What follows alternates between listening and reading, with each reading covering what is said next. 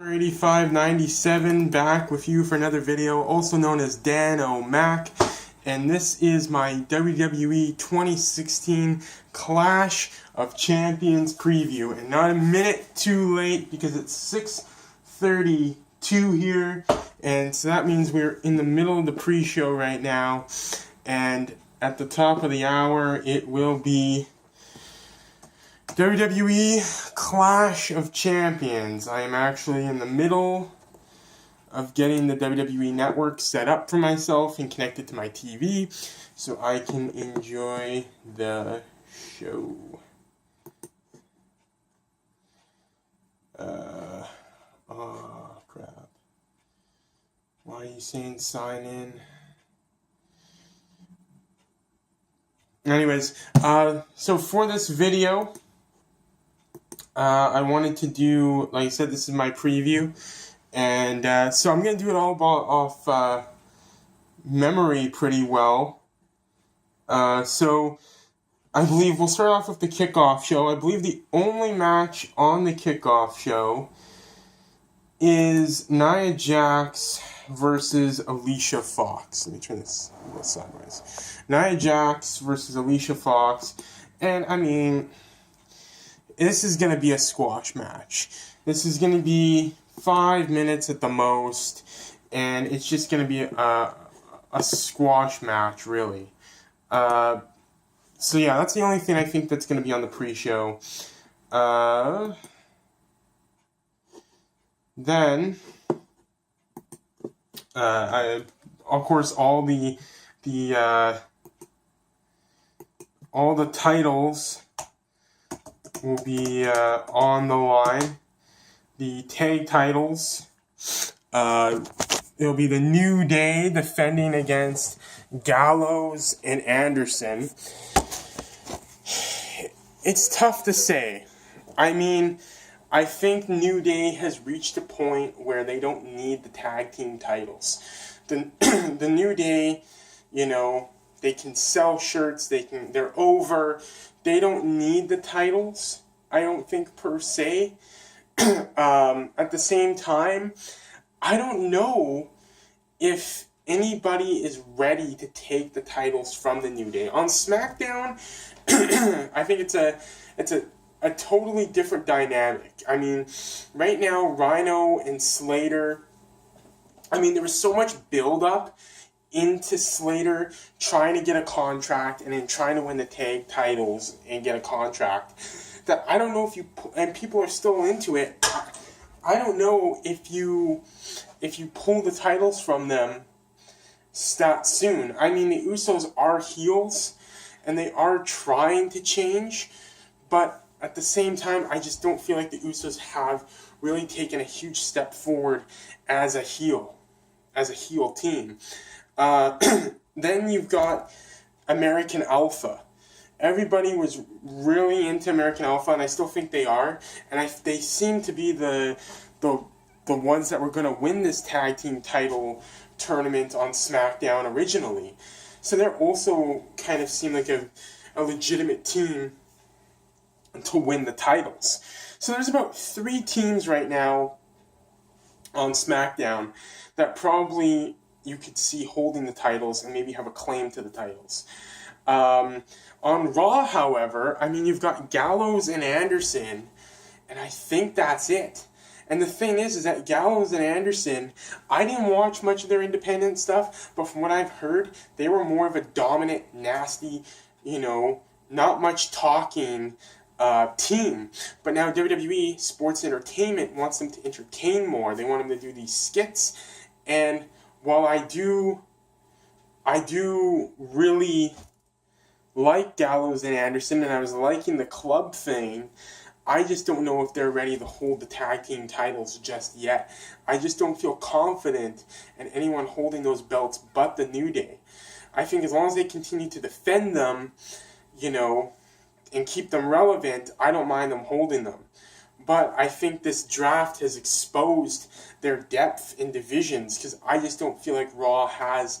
I think SmackDown's actually pretty well in the tag teams. They got the Hype Bros, American Alpha, Rhino and Slater, the Usos, the Vaudevillains who are never on TV, and the Ascension. They haven't done a good job building a lot of these teams and keeping them relevant and keeping us believing that they could win on a regular basis. But there are teams that they can utilize on their shows. Whereas Raw, I can't really list any other teams besides the Usos, the New Day, and Gallows and Anderson. I can be wrong, but I just don't think there's the depth there. It's a tough thing. I'm going to say New Day retains. It's going to be probably Gallows and Anderson, but part of me thinks the New Day may retain and keep these titles because, honestly, they're selling merch, and I just don't know if anyone else could hold those titles as successfully as they have right now. Then you're going to have the United States title, Reigns and Rusev. I think this was put off while Rusev got married and went on his honeymoon. I think that's why we saw... It makes sense now that before I can't remember the last... was it SummerSlam? I think it was SummerSlam where Reigns and Rusev were supposed to... And there goes the dog. Where Reigns and Rusev were supposed to face each other for the title, but it ended up just being like a brawl. 1 second. Yes, interrupting. So I believe it was SummerSlam where it was supposed to be Rusev and Reigns, and it just ended up being that little write-off brawl. And before that, the Raw before SummerSlam, they had this really great match. And I think what it was that match was supposed to be a kind of a bit of a, here's your warm-up, because now in a month later you're going to have to do this again. And then they just did that little brawl on SummerSlam,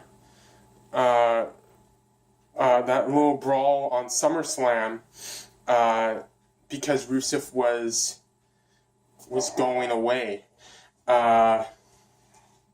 So I think this has been kind of been put off while Rusev had his time, but I think Reigns is going to get the U.S. title. I think that they're hoping by putting the United States title on Reigns, it'll give him a different look, and maybe they can kind of remodel his character slightly as the United States champion, and maybe strengthen his, how people see him, how he's perceived.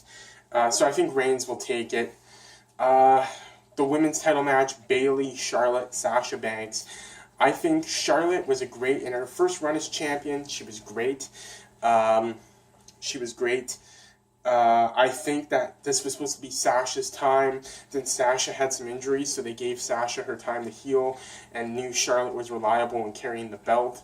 But now I think Sasha's okay, so they're going to give Sasha the belt back. And Bayley's probably going to... I think Bayley will... You know what? I think Charlotte will get pinned. I think they've been building this stuff with Dana Brooke having her moments where she's pushing back to all of Charlotte's abuse. What I think is going to happen is Dana Brooke will come down and she will cost Charlotte either intentionally or unintentionally. Sasha will pin Charlotte, keep Bayley safe, so they can do Bayley and Sasha, and then by the time this whole thing's over, whether Dana interfered or cost Charlotte the match intentionally or unintentionally, there will be a direct confrontation where Dana says, I've had enough of your crap, and then Charlotte can go into a thing with Dana that will be about trying to build her up and giving her some experience, and Sasha and Bayley can have their one-on-one feud for the title that they'll probably use at like Survivor Series. Next match, we got the U.S. title, the women's title, the tag titles. That leaves the WWE Universal Championship. The only other match I can think of, two other matches, I can think of that are happening on this card, other than the title matches. It's the best of 7 final, Cesaro and Sheamus. All I can say is I hope Cesaro wins. It's been a long best of 7, kind of a, I feel like, pointless best of 7, but if anyone deserves the recognition of winning this thing, regardless if it results in a legit title match or not is Cesaro.